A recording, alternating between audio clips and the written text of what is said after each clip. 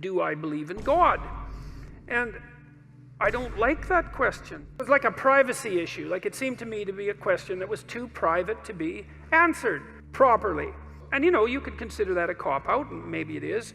Another one was, well, what do you mean by believe? Do you mean to say the words, I believe in God? Does that indicate that you believe in God? Like, I don't know what you mean by believe exactly, because, and that's got me in trouble too, because, you know, people think that attempting to clarify the meaning of words is an attempt to escape from the question, when it's actually an attempt to specify the question. I mean, is what you believe what you say, or what you act out?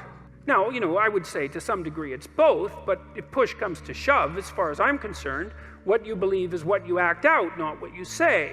And then, you know, and if you're an integrated person, then what you act out and what you say are the same thing, and then you're a person whose word can be trusted, right? Because what you say and what you do are isomorphic. They're the same thing. But belief is instantiated in action. So I have also suggested that I act as if I believe in God, or to the best of my ability. Let's say you do believe in God.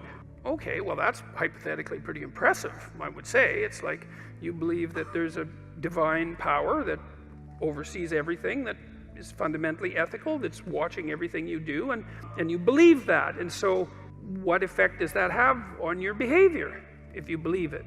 Does that mean that are you all in on your beliefs? Are you sacrificing everything to this transcendent entity that you proclaim belief in? Have you cleansed yourself of all your sin, let's say? Are you making all the sacrifices that you need to make?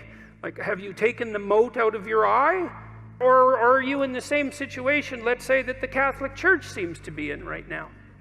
Just out of curiosity, it's a good time to bring that up, since the Pope seems to be concerned with what's been happening with the Catholic Church, given the endless pedophilic scandals, let's say, which seem rather serious in my estimation, and might have been something that was cleaned up perhaps 100 or 1,000 years ago.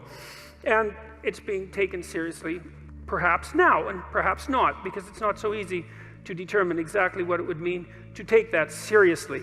And you might say, well, are all the people who are committing these heinous actions and then covering them up, if you ask them, well, do you believe in God? What are they going to say? You'd think the answer would be yes, given that they're like priests. And yet, what's the evidence? Well, the evidence isn't exactly so clear. That the mere statement, let's say, or the mere acting out of the ritual, let's say, and I'm not trying to denigrate the statement or the ritual, but I'm pointing out that that's no indication of you're right to say that you believe. Because you got to, and I think this is why it's bothered me to answer this question. It's like, well, what right do I have to say that, to make that claim? I believe in God. Well, what's the claim? Is that the claim that I'm a good person somehow? Because you'd think that if you believed in God, actually, like seriously, that you'd be a good person, like right now, because, well, for obvious reasons, I would think. And so if that hasn't happened in some sort of miraculous sense, so that you're the best person you could possibly imagine being on an ongoing basis, and terrified of deviating from that path in a serious manner, then I don't see why you have the right to say that you believe in God. You know, one of the things Nietzsche said about Christianity, he was a great critic of Christianity, although also a great friend in a very peculiar way. He said, as far as he was concerned, there was only one Christian, and he died on the cross. You know, perhaps an extreme statement, but one worth giving some consideration to. Let's say if you're going to proclaim yourself as a believer, you know, and I thought about this a lot as I've gone through the Old Testament. I did a bunch of lectures last year, and so what are you called upon? Well, you're called upon initially to act out the spark of divinity that's within you by confronting potential with the logos that's within you, which means to take the opportunities that are in front of you, the potential future, and to transform it into the present in the best possible way, using truth and courage and careful articulation as your guide. So that's the first thing you're called on to do. That's a tough one. And then the second is to make the proper sacrifices. That's the Cain and Abel story. It's like, you want something, you genuinely want it, you want to set the world straight, you let go of what isn't necessary, no matter what it is. and then you pursue what's necessary, and then maybe you sacrifice your children to God. That was one of the next stories that comes up, of course, and you think, well, that's pretty damn barbaric, and the way the story's laid out, of course it is, but that isn't exactly what it means. It means that what you try to do when you raise children is that you try to do everything you can to impress upon them by imitation and by instruction and by love and by encouragement that they are crucial beings in the world whose ethical decisions play an important role in shaping the structure of reality itself, and that they have the moral responsibility to do that. And you get your ark in order, that's your family, let's say, so that when the storms come, you can stay above water for the 40 days of flooding, and you're capable of leading your people through the desert when the desert makes itself manifest, and you can escape from tyranny properly because you're wise enough to see it. And you take the full burden of being on yourself, all the suffering that's part and parcel of that. You accept that voluntarily, let's say, and you do everything you can to confront the malevolence that's part of you and that's part of the state and that's part of the world.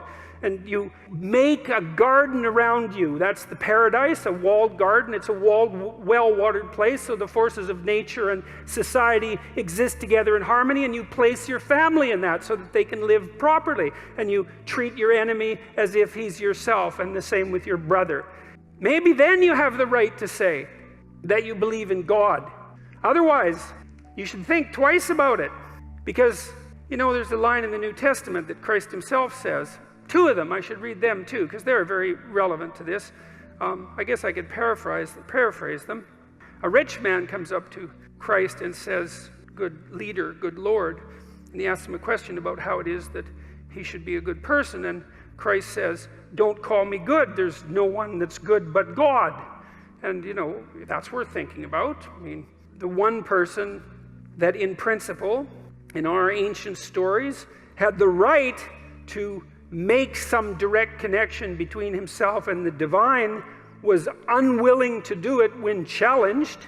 And so it might be reasonable to assume that each of us could be much more cautious about making that sort of statement bluntly when we're asked. And then the other line is, not all those who say Lord will enter the kingdom of heaven. Got that about right? Which means something approximating, just because you make a claim to moral virtue, let's say, your belief in God, which I can't see how you can make a higher claim to moral virtue than that. You know, I mean, agnostic, atheistic, I don't really care. The point is something like this. Imagine something of ultimate transcendent value. I don't care whether you believe in it or not, but imagine that something like that exists. And then you swear allegiance to it, which is to say, I believe in this. I mean, there's a heavy moral burden that comes along with that, just to allow yourself to utter the words without feeling that you should be immediately struck down appropriately by lightning. Well, and so I think that's why that question makes me uncomfortable.